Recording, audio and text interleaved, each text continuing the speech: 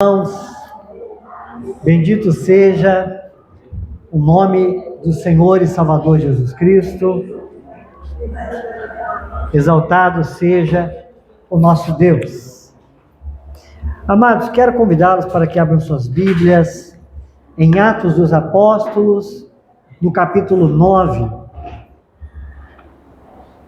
Bendito seja o nome do nosso Senhor. Atos 9.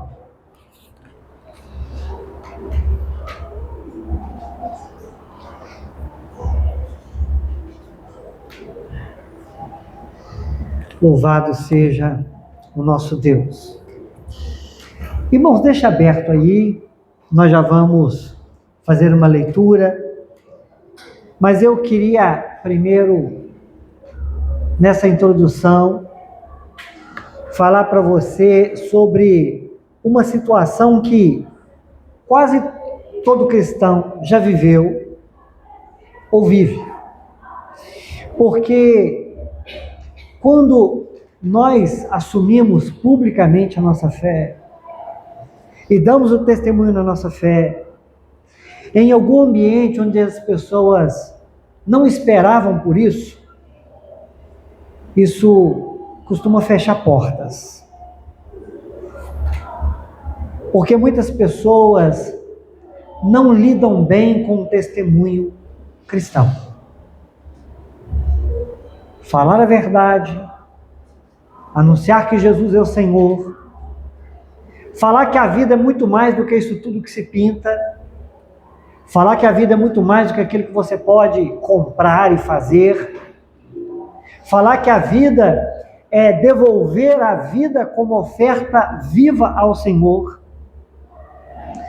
é um assunto que não agrada muita gente. E, queridos, veja, muitas portas se fecham, mas o importante é saber que todas as portas que se fecham quando nós estamos querendo agradar a Deus, são portas que nos levariam para um lugar que não é o reino dele. Mas as portas do reino do Senhor, que são aquelas pelas quais entramos para obedecê-lo, fazer a vontade dele, glorificar o nome dele, são portas que nos conduzem a um crescimento, a um amadurecimento espiritual, para a glória do nome dele. O que acontece é que em muitos momentos, por ser cristão, e não estou me referindo aqui àquele falso cristão, estou falando de um cristão de verdade. Muitas das vezes, irmãos, por ser cristão, nós perderemos algumas coisas nessa vida. Quando o reino de Deus é prioridade, quando glorificar a Deus é prioridade, quando honrar a Deus é prioridade, quando viver em santidade, em santificação, é prioridade, queridos, perderemos coisas nessa vida. Perderemos até a admiração de alguns. Perderemos até certas oportunidades.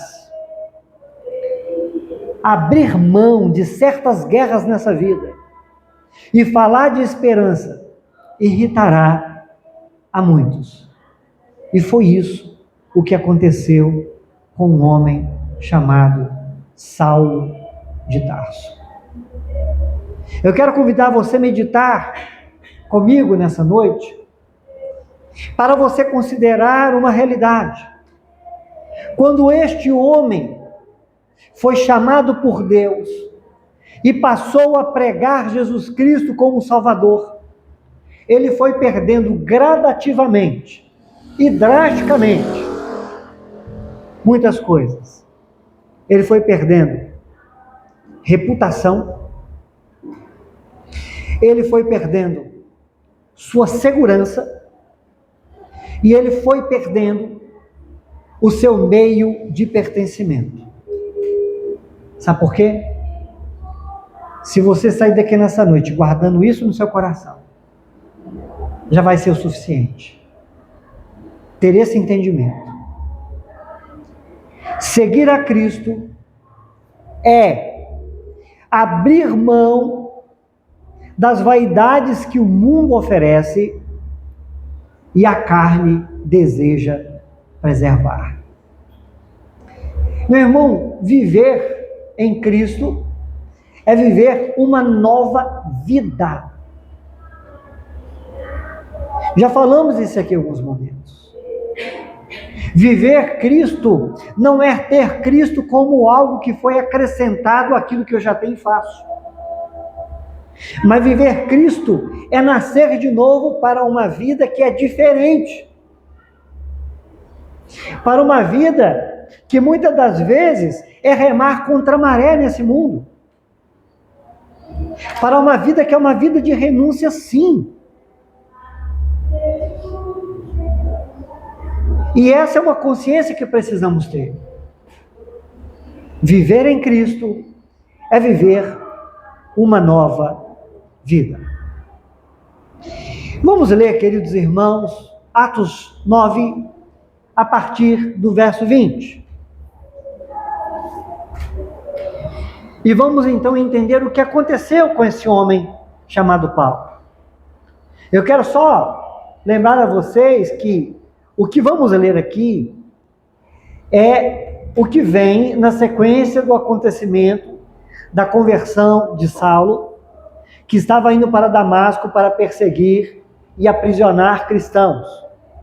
Levaria cristãos por mais de 200 quilômetros, tá? Para que fossem presos em Jerusalém. Eu não acredito, irmãos, que ele teria um ônibus, algum meio de transporte que pudesse levar tanta gente. É bem provável que ele fosse fazer esse povo caminhar. Ele ia levar esse povo para ser preso. Mas quase chegando em Damasco, o Senhor se manifesta a ele. Saulo, eu sou o Cristo, o Jesus a que você persegue. E então mudou o sentido e o destino, melhor talvez dizer, o objetivo de Paulo, convertendo o coração dele. Fez com que ele fosse encontrar com um homem chamado Ananias, na casa de um certo homem chamado Judas. E lá ele recebeu orientações acerca do que o Jesus que ele lutava contra queria que ele fizesse. É exatamente nesse ponto que nós entramos agora aqui no verso 20. Saulo passou vários dias com os discípulos em Damasco, diz logo aí a parte B do 19. Verso 20 então diz: logo começou a pregar nas sinagogas que Jesus é o Filho de Deus. Todos os que o ouviam ficavam perplexos e perguntavam: não é ele o homem que procurava destruir em Jerusalém aqueles que invocam este nome? E não veio para cá justamente para levá-los presos ao chefe dos sacerdotes? Todavia, Saulo se fortalecia cada vez mais e confundia os judeus que viviam em Damasco, demonstrando que Jesus é o Cristo. Decorrido muitos dias, os judeus decidiram de comum acordo matá-lo. Mas como Saulo ficou sabendo do plano deles, dia e noite, eles vigiavam as portas da cidade a fim de matá-lo. Mas os seus discípulos o levaram de noite e o fizeram descer num cesto através de uma abertura na muralha. Vamos dar uma pausa aqui e depois a gente dá continuidade no verso 26. Meus irmãos, observemos isso. A primeira coisa que nós estamos vendo Paulo perder aqui é a reputação. Porque Paulo chegou em Damasco e a Bíblia diz que ele imediatamente começou a pregar. Ele imediatamente começou a falar nas sinagogas que Jesus Cristo é o Filho de Deus. Meus irmãos, ele foi entre judeus falar que Jesus era o Filho de Deus. Agora, observe bem, que o que nós temos aqui nesse momento, meus irmãos, é uma reação desses judeus. Eles ficaram atônitos. Porque veja a pergunta que eles fazem. Peraí, não é ele o homem que procurava destruir Jerusalém aqueles que invocavam este nome? Você está notando que estes que estão dizendo isso aqui não eram cristãos? Prestou atenção nisso? Eles estão dizendo, olha, não é este que veio aqui para perseguir aqueles que professavam esse nome?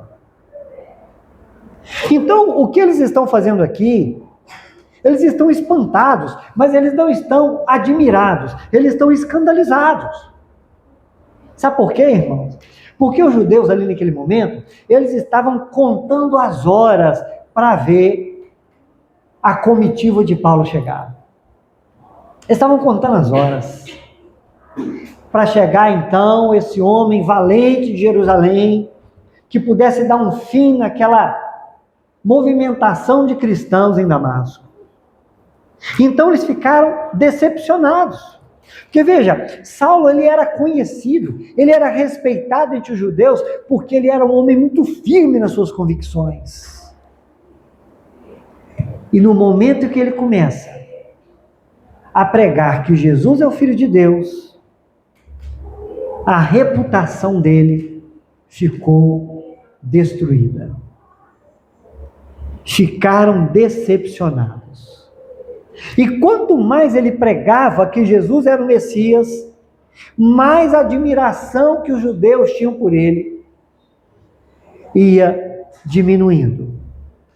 E foi diminuindo a admiração ao ponto de virar uma hostilidade. Queridos, pregar a Jesus não muda apenas quem somos, muda como todos ao redor nos enxergam.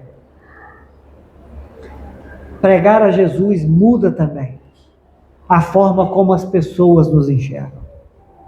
Os mesmos que um dia admiravam as nossas vidas por causa das coisas que fazíamos, agora não gostam do cristão por causa da mudança de vida que teve.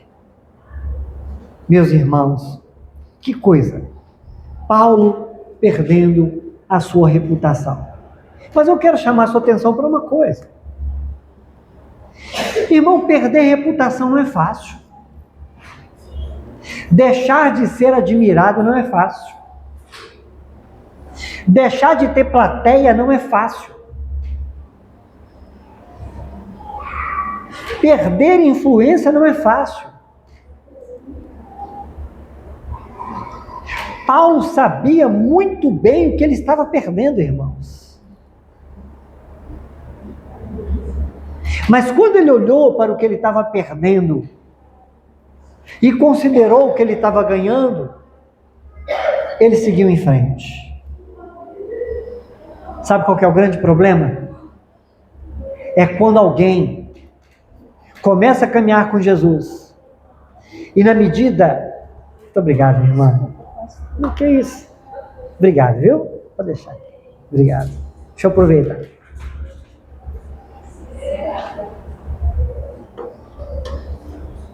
O grande problema é quando uma pessoa conhece a Jesus, é chamada por Jesus, mas quando ela começa a olhar do lado, fulano não quer ser mais meu amigo,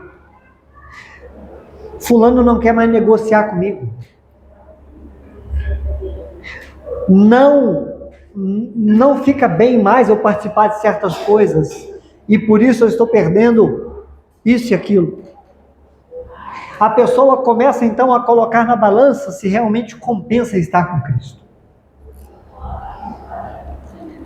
E aí eu chamo a atenção especialmente dos nossos adolescentes, que estejam muito atentos com isso. Porque em muitos momentos vocês podem ser bombardeados por sugestões. abandonem a Cristo e voltem a fazer aquilo que nega o nome de Cristo. Paulo, ele começou a ver a sua reputação de gente importante no meio judaico. E o que ele fez? Continuou com Cristo. Meu irmão, pare e pensa por um momento. Tem alguma coisa na sua vida que tem feito você desistir de Cristo? Porque você não quer perder certas coisas? Paulo não se importou com a reputação que ele tinha construído até agora como um importante homem da religião judaica. Mas agora veja, que ele não só perdeu a reputação, como ele também vai perder a sua segurança. A segurança da sua vida. Sabe por quê, queridos? Porque os que ele combatia, agora estão precisando salvar a vida dele. Diz o texto que depois de muitos dias, os judeus se reuniram em conselho para matar Saulo. Vamos matar esse homem. Agora você imagina, você começar a ficar sabendo que existem pessoas que estão tramando tirar a sua vida. Paulo perdeu a segurança. Esse homem foi escoltado para Damasco. Esse homem, ele tinha influência. E agora esse homem está sendo ameaçado e ameaçado de morte. Ele era o perseguidor e agora ele é perseguido. Então, queridos, o que nós vemos aqui que acontece com ele é impressionante. Porque nos diz o texto que por causa dessa notícia, veja, dia e noite ele estava sendo vigiado às portas da cidade a fim de matá-lo. O governador de Damasco, a pedido dos judeus, tinha colocado guardas vigiando as portas da cidade para poder prender e dar cabo à vida de Saulo. Mas veja o que acontece no verso 25. Os discípulos levaram Saulo de noite, o fizeram descer num cesto, através de uma abertura em uma muralha. Se você perceber bem, meu irmão, isso aqui foi uma fuga humilhante. Humilhante. Você ter que descer em um cesto, segurado por pessoas, escondido, para não morrer. O verso 25 diz exatamente: o tomaram e o fizeram descer pelo muro dentro de um cesto. Meu irmão, é interessante notar uma coisa. Eu queria que você fosse comigo rapidamente em 2 Coríntios capítulo 11, porque em um momento Paulo vai contar isso, como que isso aconteceu. 2 Coríntios capítulo 11, verso 30 a 33. Olha como que ele vai contar essa história. Veja, em Atos, Lucas está contando isso. Agora em Coríntios, é o próprio Paulo que está contando isso. Capítulo 11, verso 30 a 33. Se devo orgulhar, que seja nas coisas que mostram a minha fraqueza. O Deus e Pai do Senhor Jesus Cristo, que é bendito para sempre, sabe que eu não estou mentindo. Em Damasco, o governador nomeado pelo rei Aretas mandou que se vigiasse a cidade para me prender. Mas de uma janela na muralha, fui baixado numa cesta e escapei das mãos dele. Aqui é o próprio Paulo contando o que aconteceu. Meus irmãos, Sabe o que é importante a gente aprender com isso aqui? É que aqui em Coríntio, na carta, ele está sendo desafiado a justificar, a defender o apostolado dele. Imagina só, sabe o que Paulo podia ter feito? Podia ter contado um monte de milagre, podia ter contado um monte de coisa extraordinária que aconteceu com ele, mas não. Ele disse que ele se orgulharia nas coisas que mostravam a sua fraqueza. E ele descreveu que a prova de que Deus estava com ele foi aquela fuga num cesto. Sabe, meus irmãos, um homem que tinha uma autoridade, como tinha, que teve uma entrada triunfal numa cidade, está saindo em um cesto e de forma clandestina. Agora observe bem uma coisa. Olha a voz passiva do texto. O texto não diz, irmãos, que ele escapou. O texto não diz que ele, como um herói, saiu dali dando o seu próprio jeito. O texto diz que ele foi baixado, que ele foi sustentado por outras mãos. Total dependência dos outros. Aí você pensa assim, puxa vida, como que pode alguém que Jesus aparece para ele, Jesus fala com ele, um homem que é cheio do Espírito Santo, em um momento da vida, ele está dependendo dos outros. Meu irmão, você já dependeu dos outros?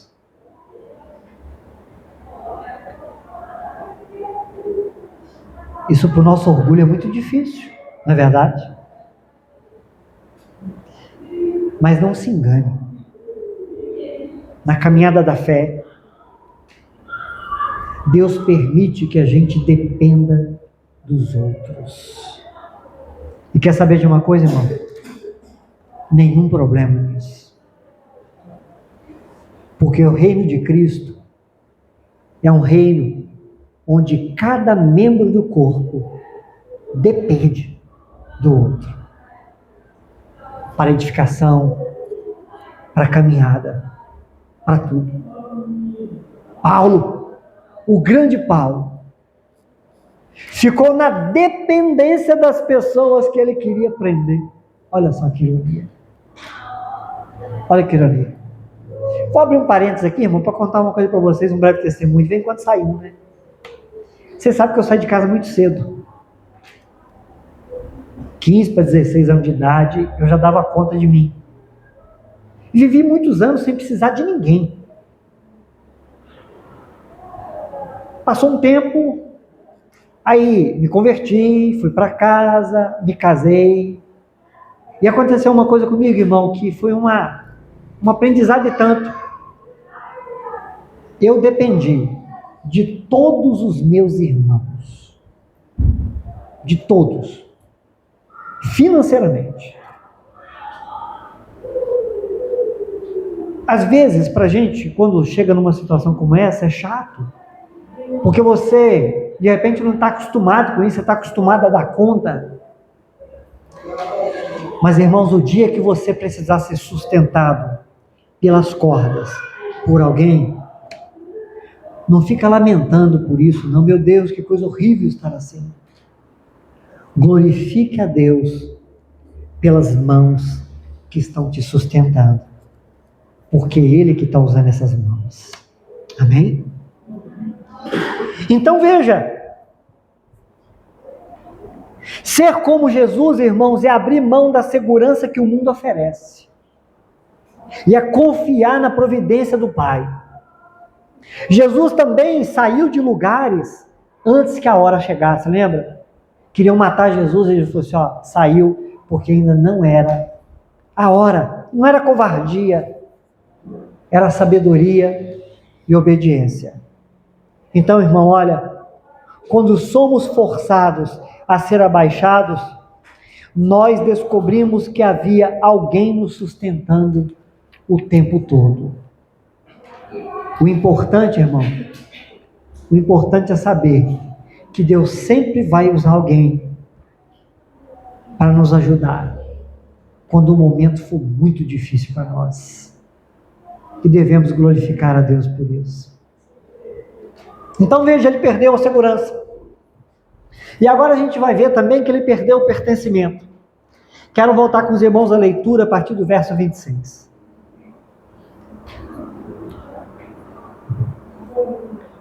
Lembra? Ele desceu, então, foi descido, num cesto, através de abertura de uma muralha. E ele foi para onde? Jerusalém. Quando chegou a Jerusalém, tentou reunir-se com os discípulos, mas todos estavam com medo dele, não acreditando que fosse realmente um discípulo. Então Barnabé o levou aos apóstolos e lhes contou como no caminho Saulo vira o Senhor que lhe falara, e como em Damasco ele havia pregado corajosamente em nome de Jesus. Assim, Saulo ficou com eles e andava com liberdade em Jerusalém, pregando corajosamente em nome do Senhor. Falava e discutia com judeus de fala grega, mas estes tentavam matá-lo. Sabendo disso, os irmãos o levaram para Cesareia, agora foi, e o enviaram para Tarso. A igreja passava por um período de paz em toda a Judéia, Galiléia e Samaria. Ela se edificava e, encorajada pelo Espírito Santo, crescia em número, vivendo no temor do Senhor. Então veja, ele tinha perdido a reputação, tinha perdido a segurança, e agora, irmãos, o que ele está perdendo? O pertencimento. Sabe por quê? Porque as pessoas que ele imaginou que iam recebê-lo, que iriam acolhê-lo, ficaram com medo dele. Imagina isso. Porque Saulo, ele chega em Jerusalém, imagina que a expectativa, estava lá em Damasco, pregando, já tinha até discípulo lá, servindo ao Senhor, foi expulso de lá para não morrer por causa do nome de Cristo. Quando ele chega em Jerusalém, o que acontece com ele? O povo não quer estar com ele. O povo de Deus foge dele, porque não acreditavam que ele era um convertido, que ele era um cristão. Ele não foi recebido pelo seu próprio povo, irmãos. Pelo seu próprio povo. Então veja, ele perseguiu a igreja, se converteu a Cristo, começa a falar de Jesus e a edificar a igreja, e agora ele é rejeitado pela própria igreja. Irmãos, uma coisa importante para a gente entender aqui, porque a cronologia, às vezes a gente está lendo aqui e a gente não se dá conta do tempo, tá? Olha só, o tempo é importante entender. Quando ele saiu de Jerusalém e foi para Damasco, irmãos, ele ficou cerca de 3 anos em Damasco e pregando lá na região. 3 anos. Por que é importante saber isso, irmãos? É porque quando Paulo volta para Jerusalém, ele não chega lá como alguém sem história. Quando ele chega em Jerusalém, irmãos, ele chega lá com 3 anos de vida cristã, de testemunho e de testemunho concreto. Mas isso não foi o suficiente para que ele fosse recebido pelos irmãos de Jerusalém que o temiam. Sabe o que eu quero que você perceba aqui? Olha a importância, irmão, da fama.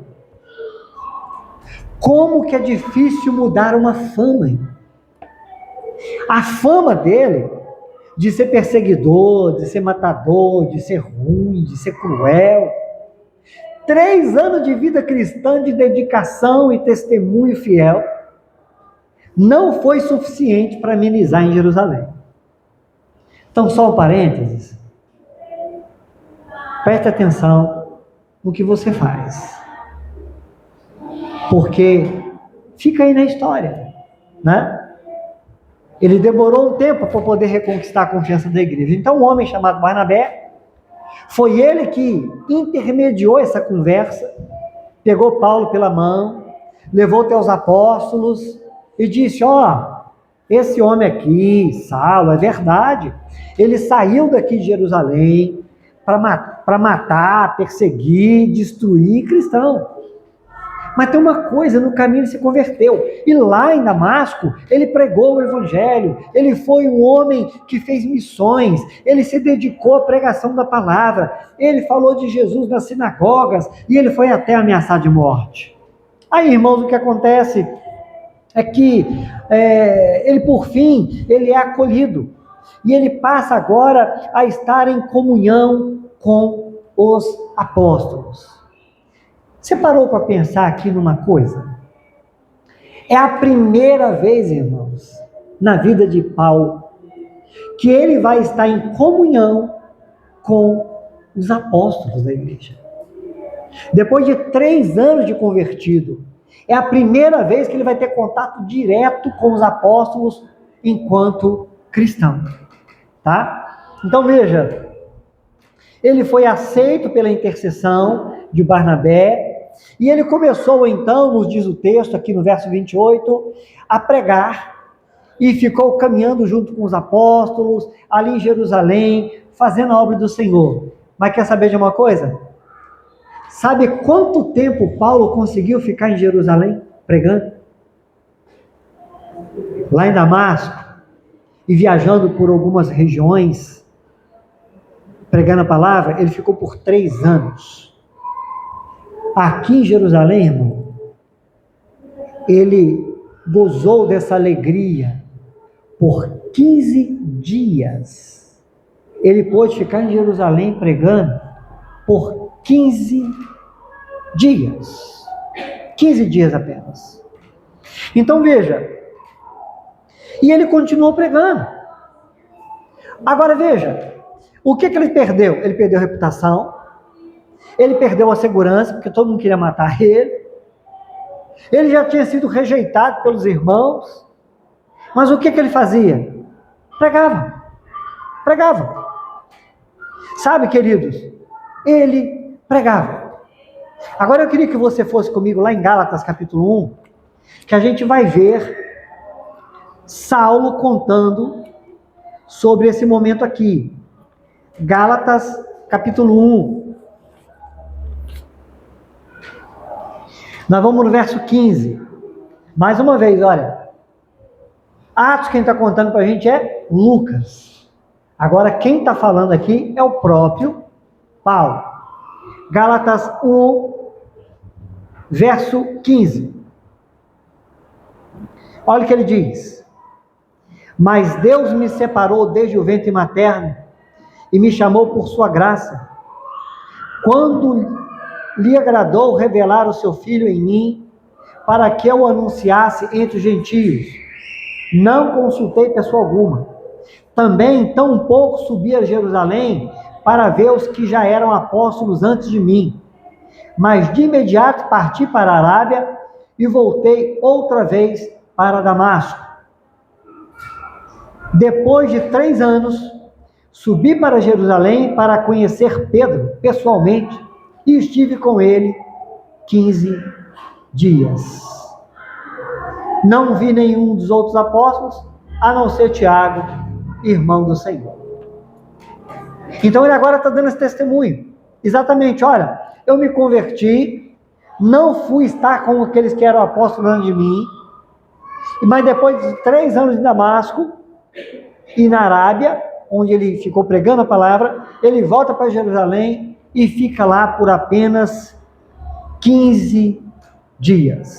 E o texto termina dizendo que, apesar de tudo, a igreja crescia e se desenvolvia por toda a Judéia, Galiléia, Samaria, a igreja tinha paz e era edificada.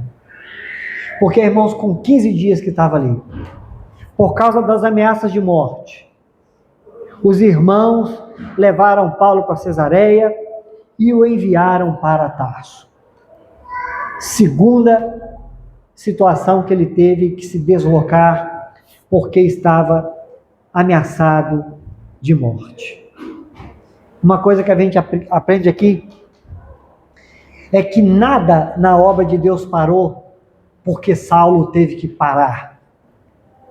Nada parou porque Saulo teve que fugir dali e de lá. Porque não é Paulo que sustentava a igreja. A igreja é sustentada pelo Senhor. Então veja, Saulo perdeu fama, segurança, pertencimento e a igreja cresceu. E continuou crescendo. Qual que é a conclusão disso aqui, meus irmãos? O que a gente aprende? Em 3 cenas, o texto mostra o mesmo movimento. Saulo se converteu. Até então, era apenas aquele homem importante que se converteu. Mas quando ele começa a pregar, ele perdeu alguma coisa. Ele continua a pregar, ele perde algo mais. Ele continua pregando e ele perde de novo. Mas veja, em nenhum momento ele parou. Damasco o rejeitou, ele pregou. Jerusalém o temeu, ele pregou. Os judeus de fala grega, helenistas, ameaçaram, ele pregou. Os discípulos de Jerusalém deram jeito de mandá-lo embora. E ele continuou pregando até o último dia da vida dele. Meu irmão, ele continuou cristão até o último dia da vida dele. Na nossa caminhada, podem acontecer muitas coisas. A gente pode sofrer ameaças diferentes dessas. A gente pode enfrentar obstáculos e dificuldades. A pergunta é: esteja onde estiver, você vai continuar um cristão fiel? Testemunhando com a sua vida e com a sua voz? Ou você vai negar a Cristo? Ou você vai voltar atrás? Alguma coisa para aplicação para a nossa vida? Existe alguma coisa, irmãos, que a gente está precisando perder para pregar Cristo com liberdade?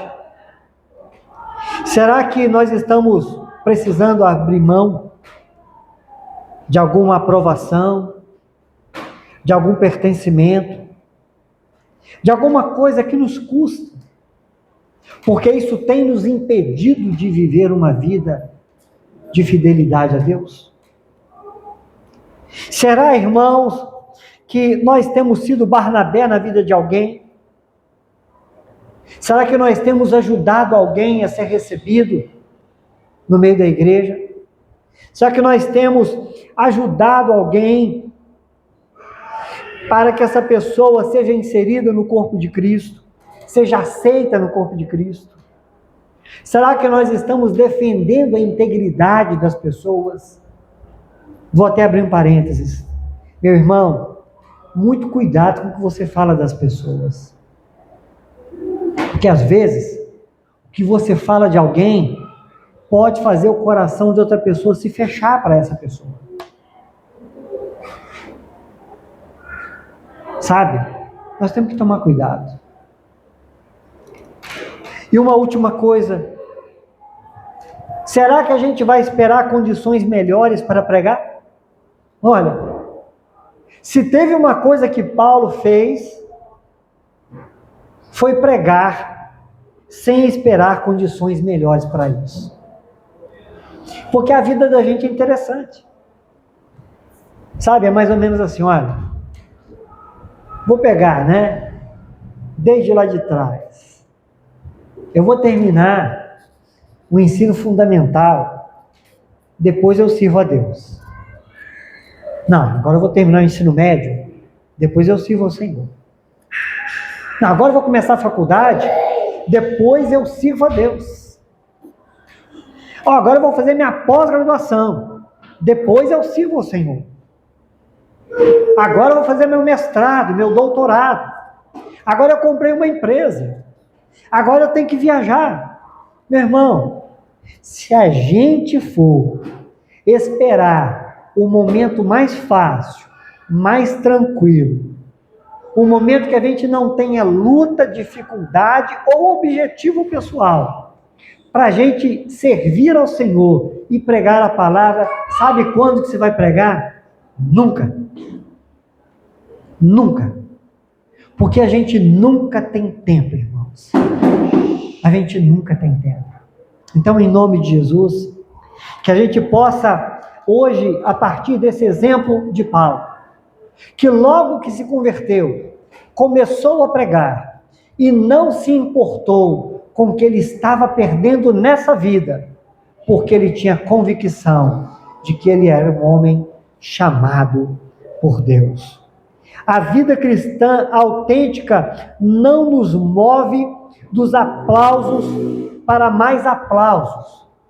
A vida cristã autêntica pode nos mover de aplausos para vagas. E às vezes alguém pode dizer o seguinte: olha, aquela pessoa tinha uma vida tão promissora, podia estar fazendo isso, podia estar ganhando dinheiro, podia estar famosa, podia estar não sei o quê. Porque às vezes, irmão, para muita gente, a vida cristã é um retrocesso. Porque enquanto a vida aqui é possuir, possuir, possuir, construir, construir, enriquecer, enriquecer, do ponto que você chega uma pessoa, você vai conversar, e aí, como é que você está? Estou bem, estou trabalhando, estou ganhando, estou comprando.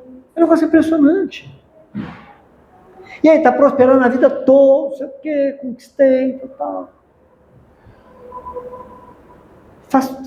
Qual foi a vez que você esteve do lado de uma pessoa e perguntou assim: e aí, fulano, como é que você está?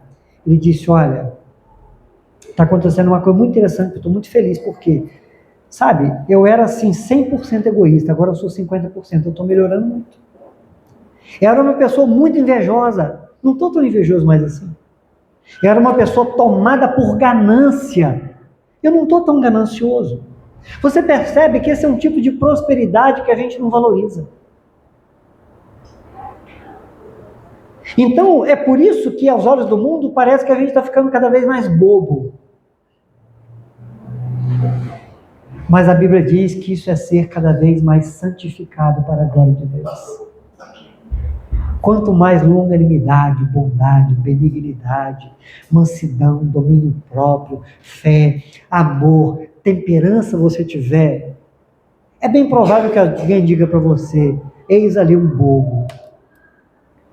Mas, meu irmão, bem-aventurado é aquele para o qual o céu olha e diz: eis ali um cidadão do céu. Amém? Então, querido, veja, às vezes seremos movidos dos aplausos para o cesto.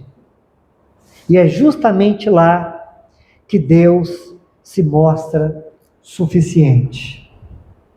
É Ele que nos sustenta, irmão. Então vamos perseverar na fé e na esperança, em nome de Jesus Cristo. Irmão, Paulo perdeu coisa demais, irmão. Paulo perdeu coisa demais. Mas viveu feliz. Viveu feliz, anunciando o reino do Senhor. Seja feliz também. Olhe mais para Cristo.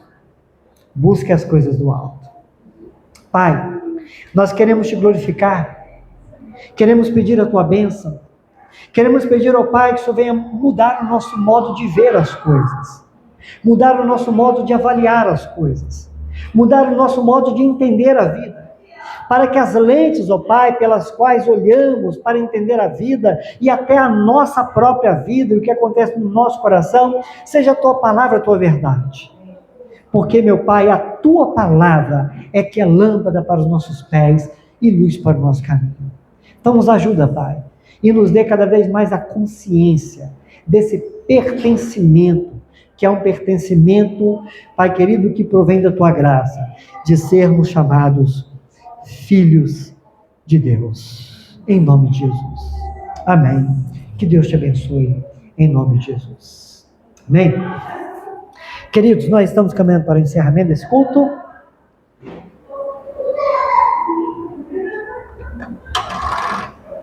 Dona Neide, bem-vinda mais uma vez. Que bom. Bom demais, né? Ó, é a mineira que não perde o sorriso mineiro, né?